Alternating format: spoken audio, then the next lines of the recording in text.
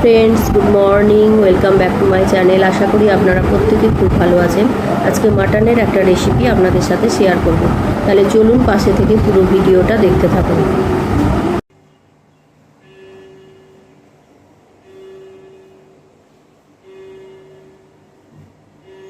মাটনের এই রেসিপিটা বানানোর জন্য ফার্স্টে আমি মাটনটাকে ভালো করে ধুয়ে নিয়েছি।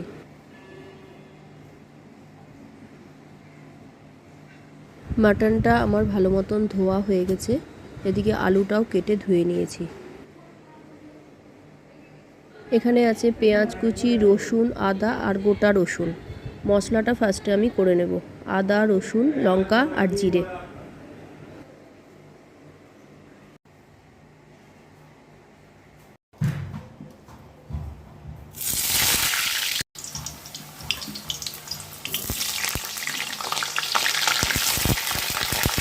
জিরে আর শুকনো লঙ্কাটাকে আমি ধুয়ে নিয়েছি। এদিকে কড়াইয়ে তেল বসিয়ে দিয়েছি। ফার্স্টে আমি আলুগুলোকে ভেজে নেব।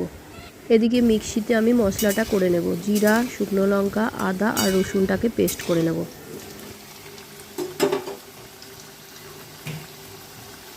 আলুটা আমার ভাজা হয়ে গেছে। আলুটা এবার আমি উঠিয়ে নেব।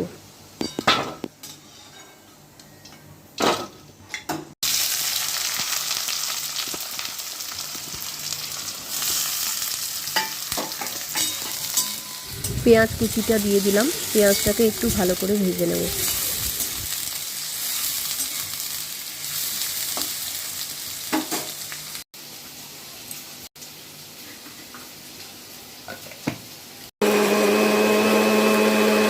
আদা রসুনের পেস্টটা হয়ে গেছে। তার মধ্যে আমি তিনটে টমেটো দিয়ে দিয়েছি। টমেটোটাকেও একসাথে ভিজিয়ে নেব।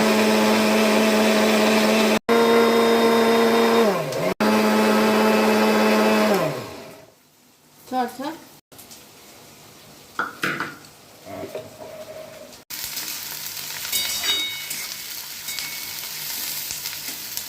মশলাটা আমার হয়ে গেছে। পেঁয়াজটা আমার হালকা ভাজা হয়ে গেছে। এবার আমি মশলাটা দিয়ে দিলাম।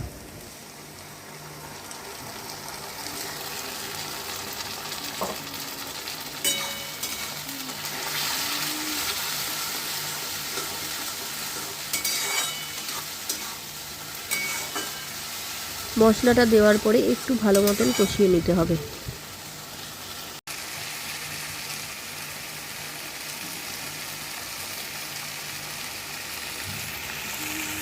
পরিমাণ মতো নুন দিয়ে দিলাম।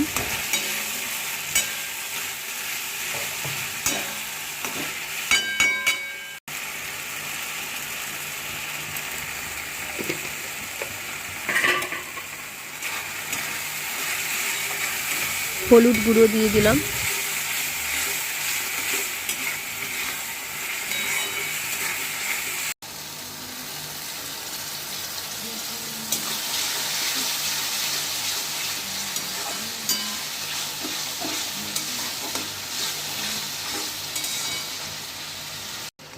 অল্প জল দিয়ে মশলাটাকে ভালো মতন কষিয়ে নেব।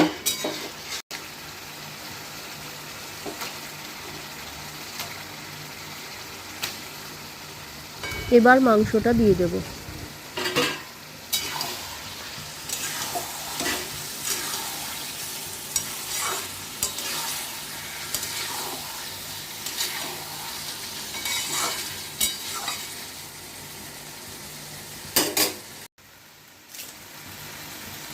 মাংসটা দেওয়ার পরে ভালো মতন একটু নেড়ে চেড়ে একটা ঢাকনি দিয়ে আমি ঢেকে দেব।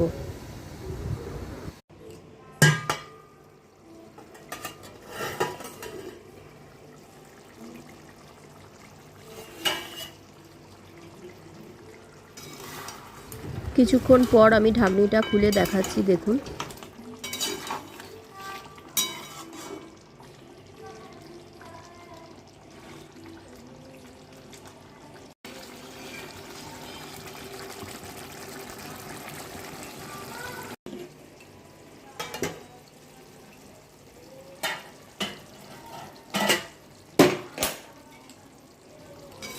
অল্প অল্প জলের ছিটা দিয়ে মাংসটাকে ভালো মতন কষিয়ে দিতে হবে।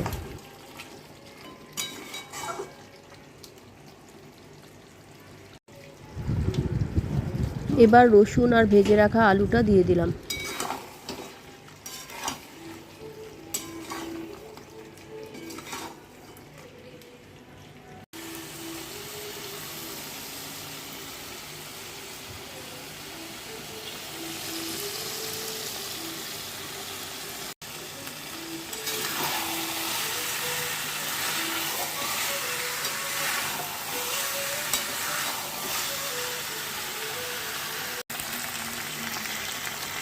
মাংসটা আমার কষানো হয়ে গেছে, এবার আমি জল দিয়ে প্রেসারে দিয়ে দেবো।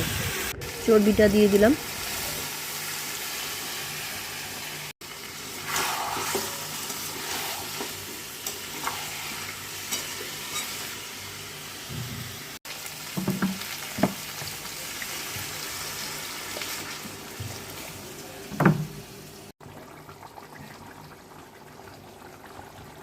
পরিমাণ মতো জল দিয়ে এবার আমি প্রেসারে দিয়ে দেব।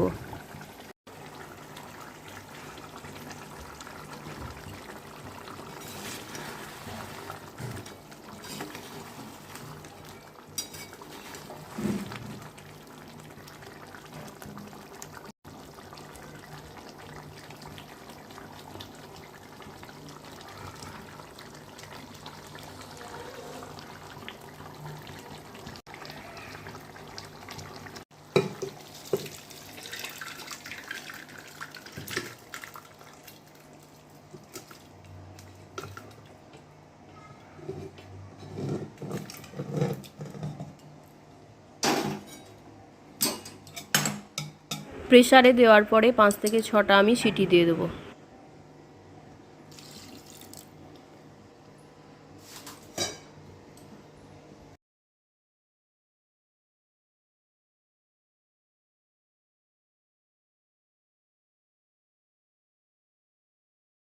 মাটনটা আমার হয়ে গেছে, মাটনটা এবার আমি নামিয়ে নেব।